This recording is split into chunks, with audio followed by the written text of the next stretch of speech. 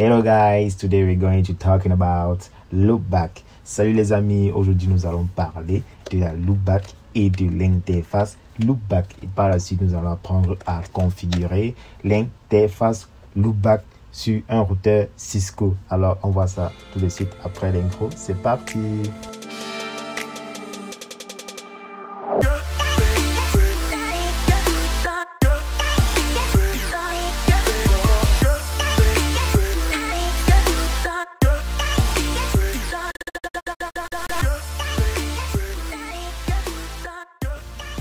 Alors, d'abord, c'est quoi la loopback?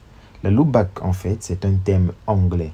Maintenant, si on revenir au terme français, pour nous, la loopback, en fait, se traduit en français par localhost.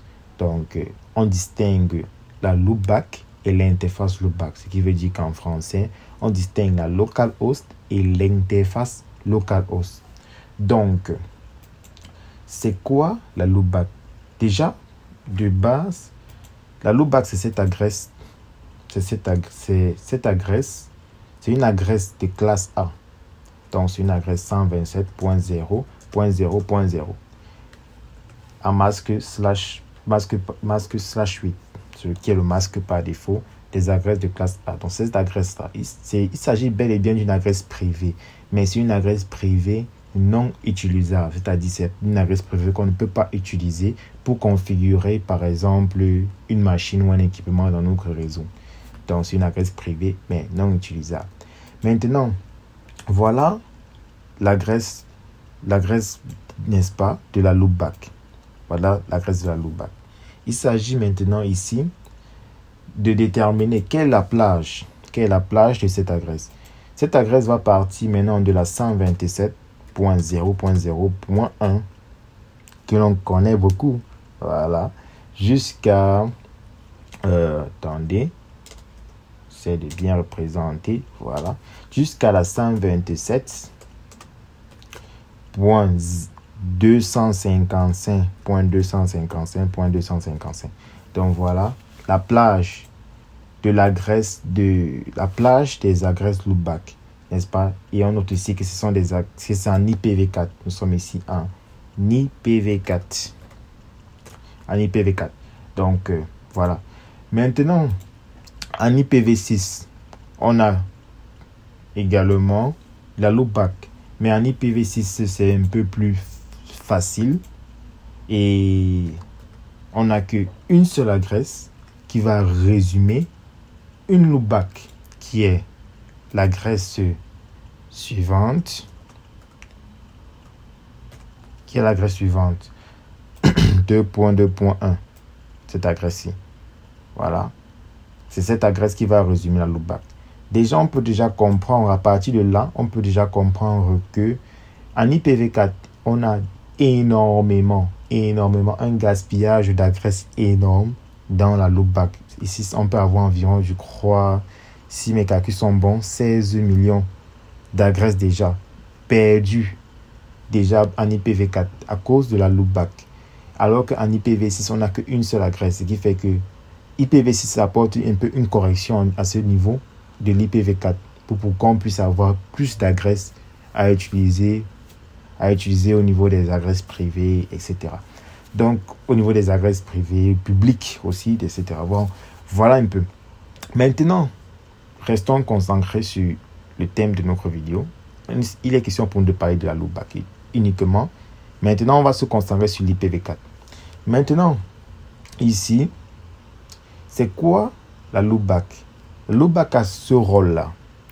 Déjà, de tester. Il va permettre de faire des tests. Tester quoi? Tester la pile TCP/IP. Qui parle de tester la pile TCP/IP, c'est tester les protocoles présents dans les différentes couches du modèle OSI ou du modèle TCP/IP. Voilà. Il va permettre à une machine ou à un équipement sur le réseau de s'envoyer à lui-même des paquets, ce qu'on appelle l'autocommunication. Donc, il va aussi permettre à une application qu'on peut utiliser au quotidien ou pas, à une application d'avoir recours à certaines ressources locales. C'est-à-dire, C'est grâce à ces adresses-là, à ces adresses de loopback, que certaines applications vont pouvoir avoir recours à certaines configurations locales nécessaires pour leur bon fonctionnement. Donc, voilà le rôle de la loopback. Maintenant,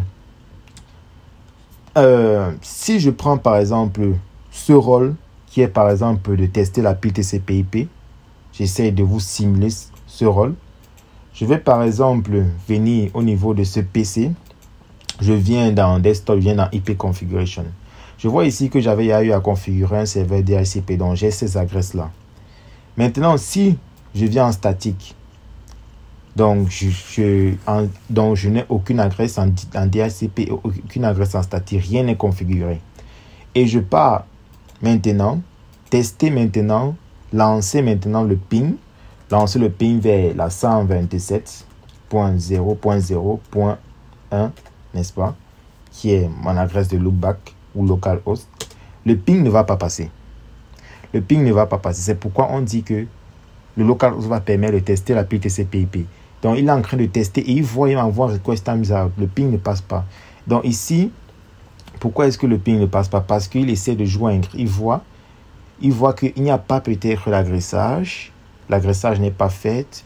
Il n'y a pas même d'adresse de type APIPA. Il n'y a pas d'adresse de type APIPA. Pour ceux qui ne comprennent pas, les adresses APIPA sont des adresses que l'on obtient lorsque on n'arrive pas à rejoindre un serveur DHCP. Mais ici, nous avons notre serveur DHCP. On n'a ni des adresses APIPA, ni des adresses en DHCP, ni des adresses en statique. Donc, je ping à 127.0.0.1, qui est ma localhost. J'ai un request times out. Donc, j'ai 100% de perte. Parce que il va aller maintenant fouiller les protocoles. Il va tester la pile TCP/IP. On a dit tester la pile TCP/IP. Revient à tester les protocoles différents qui sont présents dans les couches du modèle aussi. Donc, il va aller tester le protocole ARP, n'est-ce pas, qui agit en corrélation avec le protocole ICMP pour pouvoir donner l'information que le ping passe. Et quand il teste le ARP et le ICMP, il voit qu'il n'y a pas de réponse. C'est pour ça que le ping ici là ne passe pas. Donc, à partir de ce ping ici là, du ping de la 127.0.0.1, on peut déjà comprendre un certain nombre de choses qui peut avoir un dysfonctionnement. Donc, si je reviens dans ma machine, je repasse en DHCP par exemple, j'obtiens mon adresse que j'avais eu à configurer j'avais eu à configurer un serveur DHCP, donc j'obtiens une adresse IP banale là, voilà. Maintenant que j'ai une adresse IP, j'ai une adresse IP autant pour moi, j'ai un masque par défaut et tout. Maintenant, je reviens faire le ping. Maintenant, le ping va passer. Donc, vous voyez que ce ping-ci vers la localhost peut déjà me permettre de savoir est-ce que tout est en ordre. Est-ce que tout est en ordre. Donc, c'est dans cette mesure qu'on peut dire que ça permet de tester la pile TCP/IP. Voilà. Je peux aussi pinguer une autre adresse, par exemple, comme la 127.0.0.255. Voilà. Vous voyez, ça passe. Je peux aussi pinguer par abus la 127.0.0.0. Ça passe. Donc, voilà un peu ce que l'on peut faire. Maintenant, en ce qui concerne l'interface loopback. Donc, en ce qui concerne l'interface localhost. L'interface localhost va agir au niveau des routeurs. Va agir au niveau du routeur et va agir plus précisément au niveau des protocoles de routage. Donc, l'interface localhost va permettre une gestion. Donc, il va travailler avec les protocoles de routage. Donc, il sera là pour travailler avec les protocoles de routage, comme par exemple le site OSPF, le géant BGP, EIGRP. Voilà. Donc, c'est là le rôle de l'interface loopback. Donc, pour configurer mon interface loopback, par exemple, je viens ici, je passe en mode privilégié, je passe en mode de configuration globale et je tape interface. C'est une interface comme les autres, mais c'est une interface virtuelle. Donc, je vais travailler comme je travaille avec n'importe quelle interface, sachant que c'est une interface virtuelle qui va venir se greffer sur un port physique de mon routeur. Donc, je travaille. Pour entrer dans l'interface loopback, je fais juste interface loopback. Maintenant, je vais mettre le point d'interrogation, histoire que vous voyez le nombre de loopbacks qu'on peut utiliser. on voit qu'on peut utiliser le loopback 0, le loopback 1, 2, 3, 4, 5, 6, 7 jusqu'à cette valeur maximale. Donc, je vais mettre par exemple ma loopback 0. Voilà. Je valide. Une fois que je suis dans l'interface loopback 0, que j'ai tapé cette commande interface loopback 0, mon interface est passée déjà up. Il faut comprendre. Mon interface est passée déjà up. Maintenant, je l'agresse. Pour l'agresser, je vais agresser comme n'importe quelle interface. Donc, IP agresse. 192, je peux mettre 192, je peux mettre 172, je peux mettre ce que je veux. Mais ici, je vais utiliser 1.1.1.1. Voilà. Et je vais mettre 255.255.255.255, qui est une adresse de diffusion générale. Voilà. Maintenant que j'ai fait ça, je valide. Comme je le disais, mon interface loopback est déjà up. Donc, je n'ai plus besoin de faire un no shutdown pour activer l'interface. C'est déjà up. Pour vérifier mon interface, je repars en mode privilégié. Donc, je fais un N. Je fais un N. Voilà. Je valide. Avant de vous revoir mon interface, je vais d'abord faire peut-être mes sauvegardes. Au cas où peut-être le routeur peut s'éteindre. Là, mon interface que j'ai eu à configurer ne disparaît pas. Donc, je fais mes sauvegardes avec la commande copy running config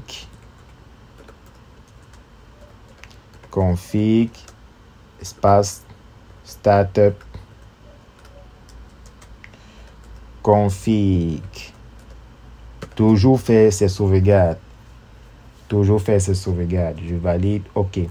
Maintenant que j'ai fait ma sauvegarde, je veux vérifier, je veux voir maintenant mon interface loopback que j'ai fait en tapant la commande show IP interface brief.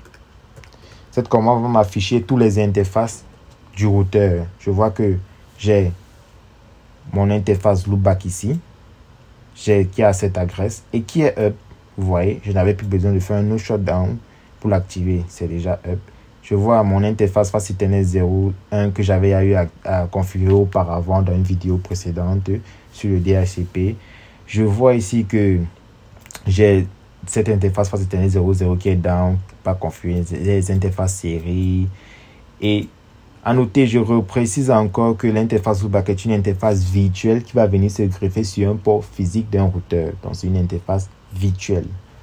Je peux également taper la commande show interface loopback pour voir également ma loopback. Mais ici, je vais préciser quel loopback je veux voir. Loopback 0. Voilà. Show interface loopback 0. Ça me montre la loopback 0 is up. Line protocol is up. Connect. J'ai le hardware is loopback. J'ai des informations ici sur l'adresse ici qui est 1.1.1.1 en /32 qui est 4 fois 255. Donc voilà les deux méthodes. Voilà deux méthodes déjà ici qu'on peut utiliser pour voir ma loopback. Une fois que j'ai fait ça, je peux maintenant tester est-ce que le ping vers ma loopback, mon interface loopback passe. Interface loopback. Je tape ping, je vais mettre 1.1.1.1. Je valide, on voit bien que le ping vers mon interface loopback passe.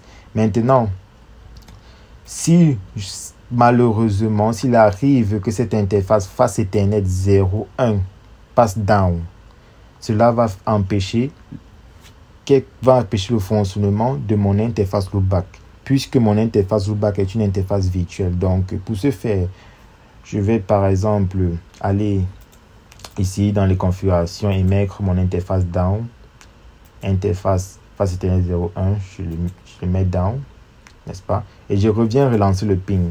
Vous allez voir ici que le ping ne va plus passer. Le ping ne va plus passer. Voilà, request times up. Donc, il revient le mettre up avec un revient activer et je fais un fast forward pour que ça passe rapidement et je reviens encore relancer le ping. Vous allez voir maintenant, le ping va revenir.